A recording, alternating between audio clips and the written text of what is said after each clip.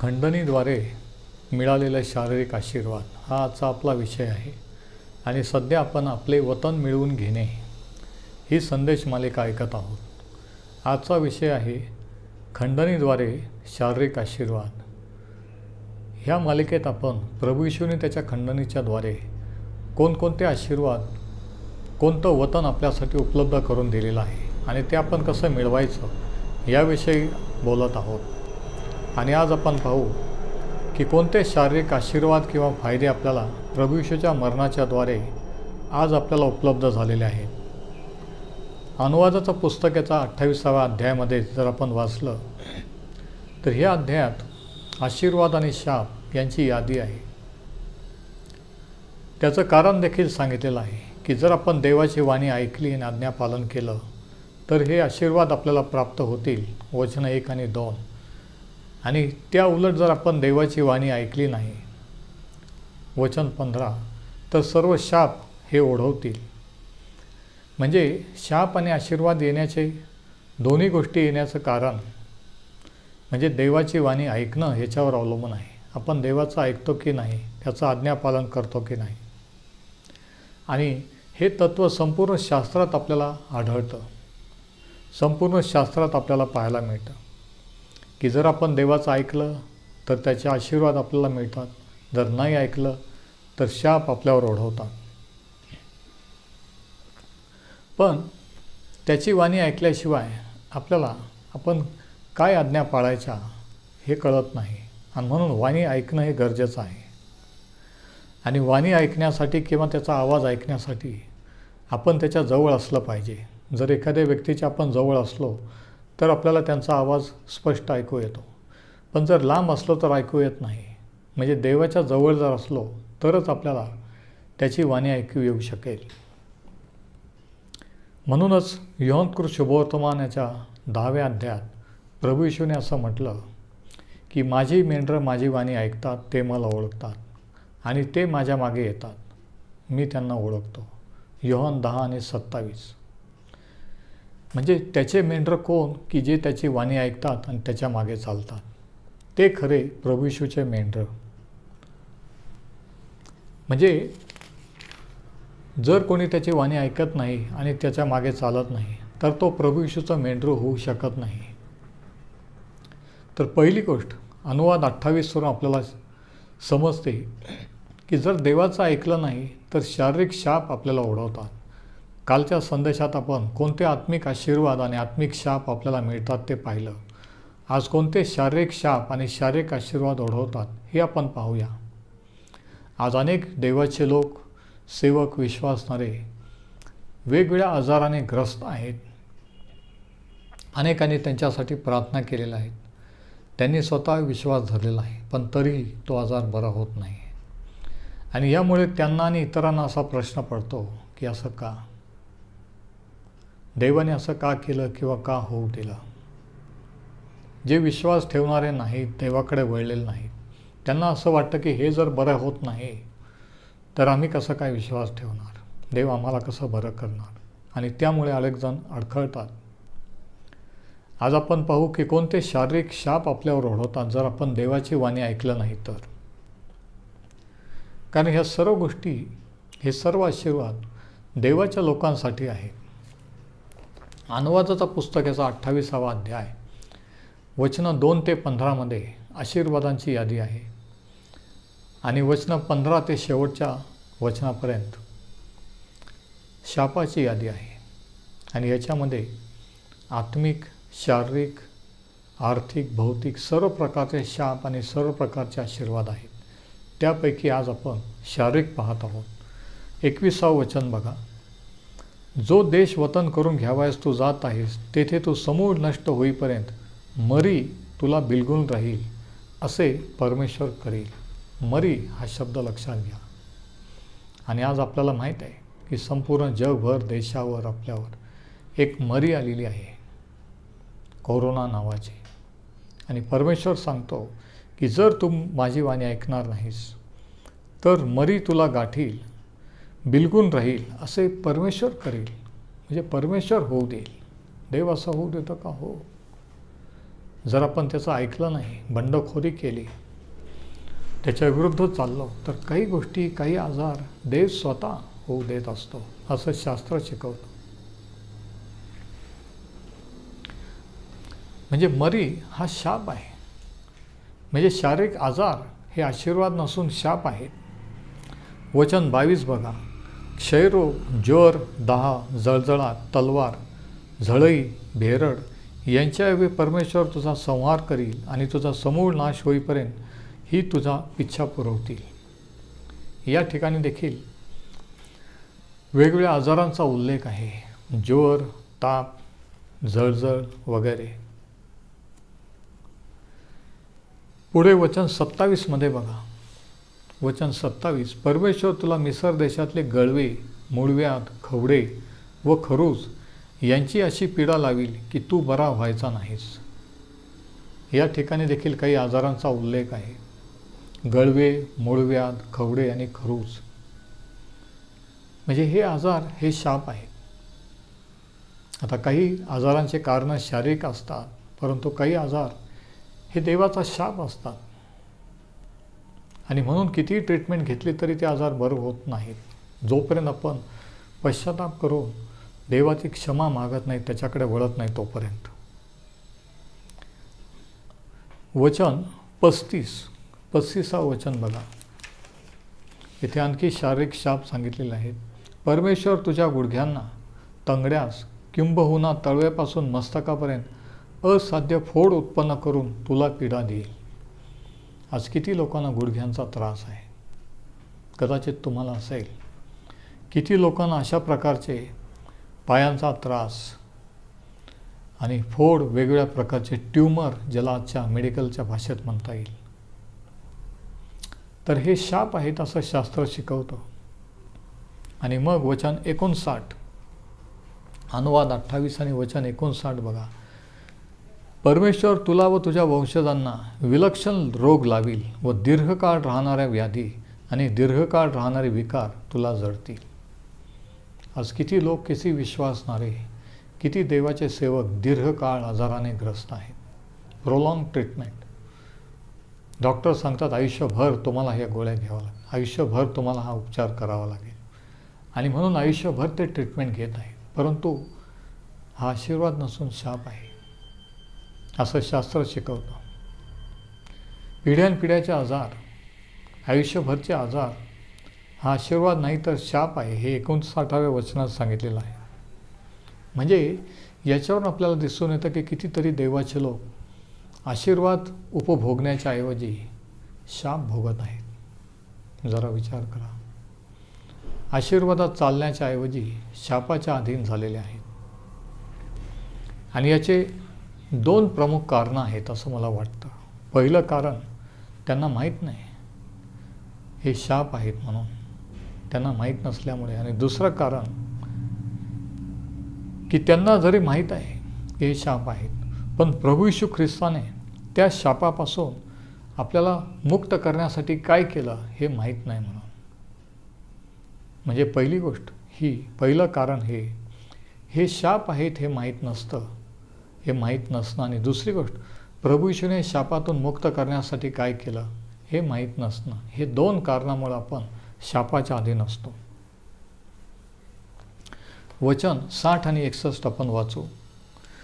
मिस्रातील ज्या व्याधींविषयी तुला भीती वाटत असे त्या सर्व तो तुला पुन्हा लावील व त्या तुला बिलगून राहतील. म्हणजे ज्या व्याधींची भीती वाटते, परमेश्वर सांगतो, त्या व्याधी, ते आजार मी तुमच्यावर आणेल. वचन 61. जे रोग, ज्या व्याधी ह्या धर्मग्रंथात, धर्मशास्त्र ग्रंथात लिहिलेल्या नाहीत, त्याही परमेश्वर तुला लावील व शेवटी तुझा नियपात किंवा नाश होईल.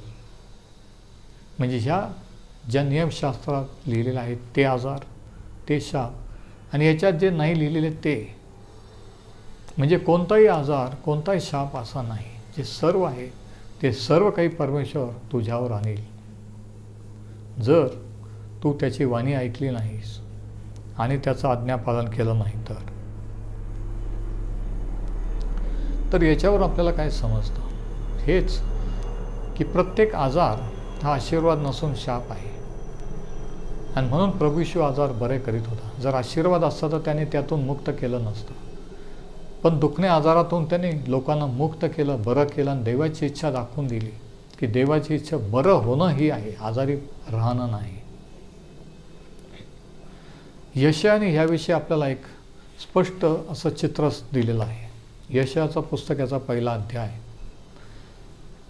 शापाबद्दलचं चित्र आहे. यशाया 1 आणि वचन 5 आणि 6. आणि हे यशायाच्याद्वारे त्याचे लोक इस्रायल देशांशी बोलताना परमेश्वर म्हणतो, तुम्ही अधिक फितूर मार का खात राहता? हरेक मस्तक व्यथित झाले आहे, हरेक हृदय ग्लान झाले आहे. पायाच्या तळव्यापासून मस्तकापर्यंत काहीच धड नाही. जखमा चेंचरलेले व पुवळलेले घाय आहेत. ते कोणी पिळून काढीत नाही, त्यावर कोणी पट्टी बांधित नाही, कोणी तेलाने नरम करीत नाही. मस्तकापासून तर पायाच्या तळव्यापर्यंत बघा. आता हे फक्त इस्रायलाचं चित्र नव्हतं की ते कसे झालेले होते शारीरिकरित्या, आध्यात्मिकरित्या, तर हे आज देवाच्या लोकांचं देखील चित्र आहे. ही अवस्था देवाच्या लोकांची आहे, विश्वासणाऱ्यांची. आणि हे चित्र फक्त देवाच्या लोकांचंच नव्हे, तर वधस्तंभावर खेळलेल्या प्रभू येशू ख्रिस्ताचं देखील आहे की त्यावेळेस त्याची अवस्था काय झालेली होती. मस्तकापासून तर तळपायापर्यंत सर्व प्रकारचे आजार त्याच्यावर आलेले होते. त्याने हे सर्व शाप, हे सर्व आजार स्वतःवर घेतले. आपण देवाची आज्ञा मोडल्यामुळे, आपण पाप केल्यामुळे. आणि आता त्याच्या मरणाने कोणते आशीर्वाद, कोणते शारीरिक आशीर्वाद त्याने आपल्यासाठी विकत घेतले हे यशाया 53 मध्ये सांगितलेलं आहे. यशाया 53 वचन 4 आणि 5. खरोखर आमचे व्याधी त्याने आपल्यावर घेतले. व्याधी हा शब्द लक्षात घ्या.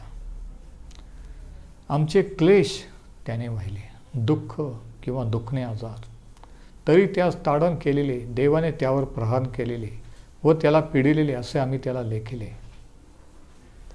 खरे पाहिले असता तो आमच्या अपराधामुळे घायाळ झाला, आमच्या दुष्कर्मामुळे ठेचला गेला. आमच्या हा शब्द अंडरलाईन करा. आम्हा शांती देणारी अशी शिक्षा त्याला झाली.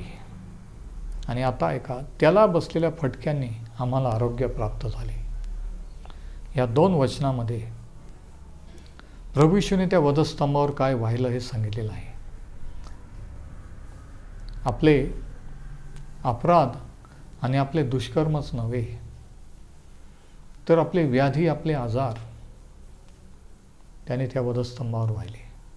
बरेच लोकांचा असा विश्वास आहे की प्रभू येशूने आपले पाप वाहिले. ते तर आहेच, पण तेवढंच नाही तर शापसुद्धा वाहिले. तेवढंच नाही तर त्याने आजार, दुखणेसुद्धा वाहिले.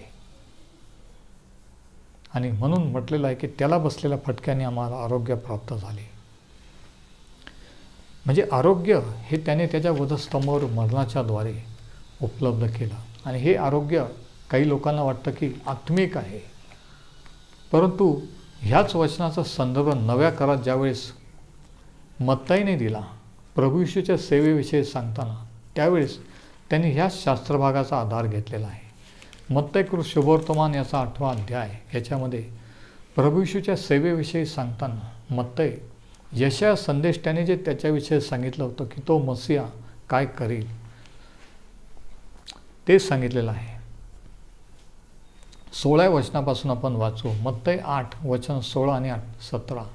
मग संध्याकाळ झाल्यावर लोकांनी बहुत भूतग्रस्ता त्याच्याकडे आणले, तेव्हा त्याने भूते शब्दानेच घालवली व सर्व दुःखनाईतास बरे केले.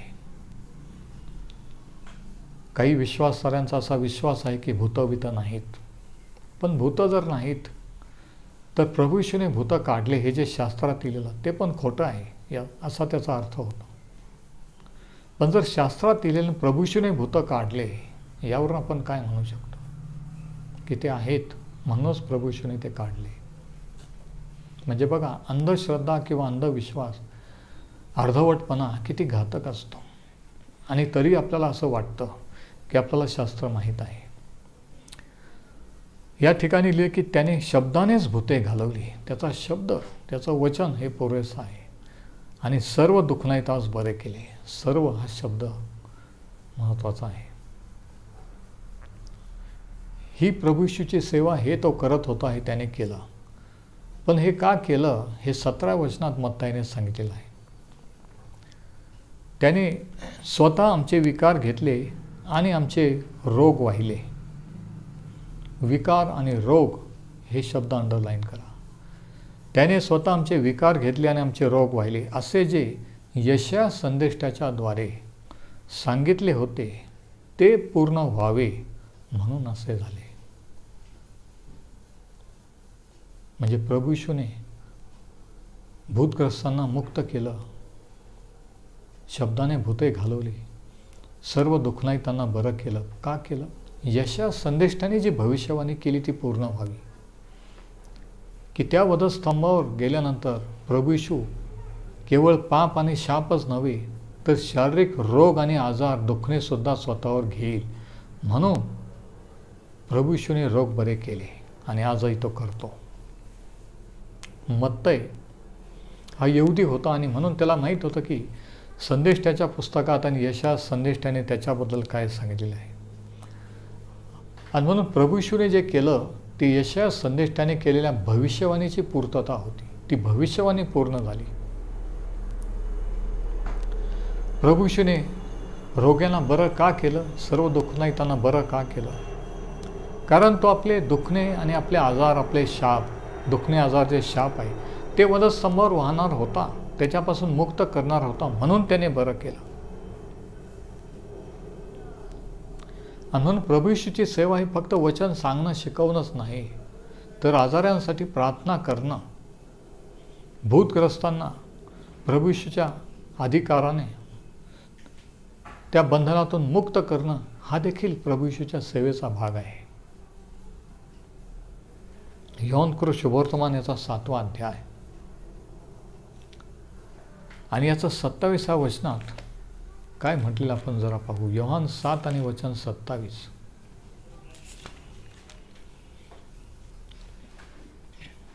योहान कृत शुभवर्तमान 7वा अध्याय 23वा वचन बघा.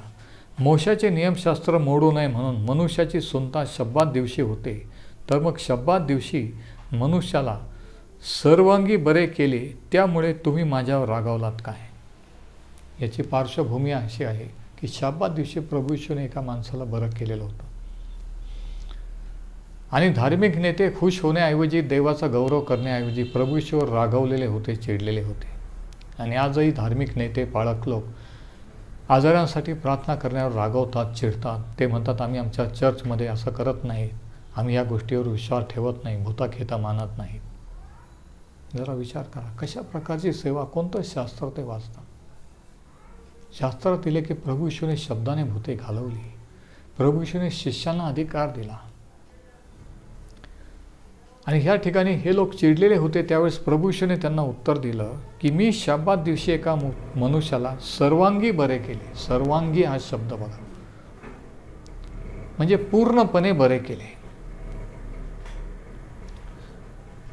म्हणजे केवळ शारीरिक आजारातूनच मुक्त केले नाही, तर मानसिक, आध्यात्मिक पूर्णपणे, म्हणजे त्याला पूर्ण केले.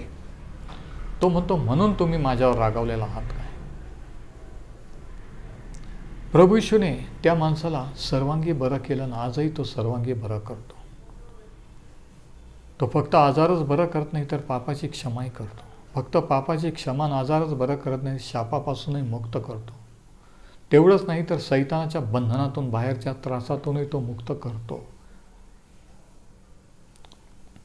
प्रेषितांची कृत्ये 3रा अध्याय आणि 16 वचन बघा. या ठिकाणी आणखी एक घटना आहे. ज्यावेळेस प्रभू येशूच्या शिष्यांनी असं केलं त्याच्या नावाने,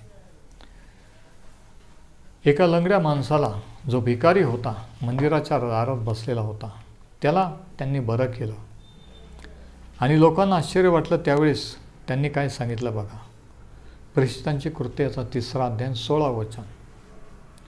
ज्याला तुम्ही पाहता व ओळखता त्या मनुष्याला त्याच्या नामावरील विश्वासावरून त्याच्या नामाने शक्तिमान केले. त्याच्या म्हणजे कोणाच्या? शिष्यांच्या नाही, त्यांच्या चर्चच्या नाही, पालकांच्या नाही, तर प्रभू येशूच्या. ते म्हणतात प्रभू येशूच्या नावाने त्याला, त्याच्यावरील विश्वासाने त्याला शक्तिमान केले. त्याच्यावरील विश्वासाने याला तुम्हा सर्व समक्ष ही शरीर संपत्ती प्राप्त झाली आहे. शरीर संपत्ती किंवा तो पूर्ण झालेला आहे. त्या ठिकाणी जो शब्द आहे तो परिपूर्ण किंवा पूर्ण झालेला आहे, कंप्लीट. पूर्ण शारीरिक आजारापासून मुक्ती, पूर्ण होणे. प्रभू येशूच्या नावाने हा लंगडा माणूस पूर्ण झाला, पूर्ण बरा झाला. शरीरानेच नव्हे तर आत्म्याने सुद्धा. तो देवाचा गौरव करीत मंदिरात गेला. तो घरी गेला नाही, बाजारात गेला नाही, तर मंदिरात, म्हणजे आत्म्यातून देखील तो पूर्ण झाला. Praise the lord. प्रभू येशूने त्याला पूर्णपणे बरे केले. आणि हे शारीरिक आशीर्वाद आहे जे प्रभू येशूच्या खंडणीच्या द्वारे, वधस्तंभावरील मरणाच्या द्वारे आजही तुम्हाला आणि मला उपलब्ध आहेत.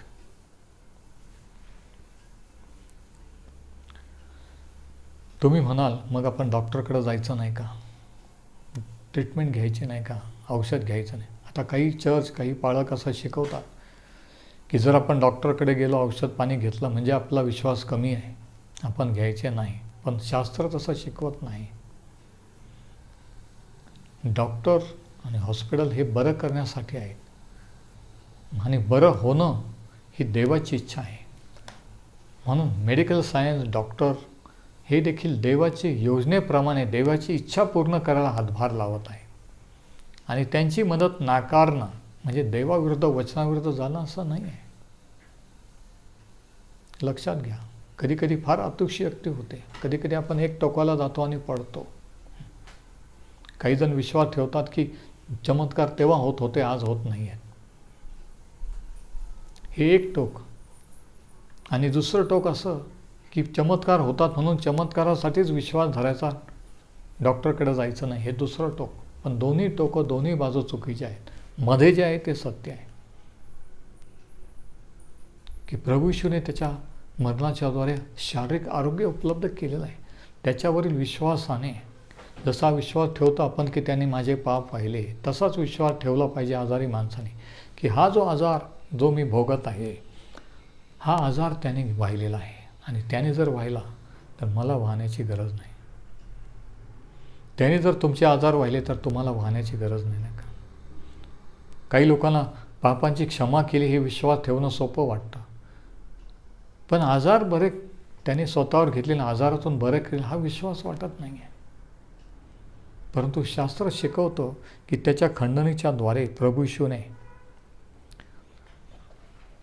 शारीरिक आजार देखील बरे केले आणि हे शारीरिक आशीर्वाद आपल्याला उपलब्ध करून दिले. शारीरिक आजार हे खरं तर देवाचे शाप आहे. आणि प्रभू येशू जेव्हा बरं करतो त्यावेळेस शारीरिक आरोग्य तर देतो तो, पण त्या शापातूनही मुक्त करतो. तो पूर्णपणे बरा करतो. आणि तुम्हाला माहीत आहे का, प्रभू येशू ख्रिस्त काल, आज आणि युगानुयुग सारखा आहे. तेव्हा जर त्याने केलं तर तो आजही करू शकतो आणि करीत आहे.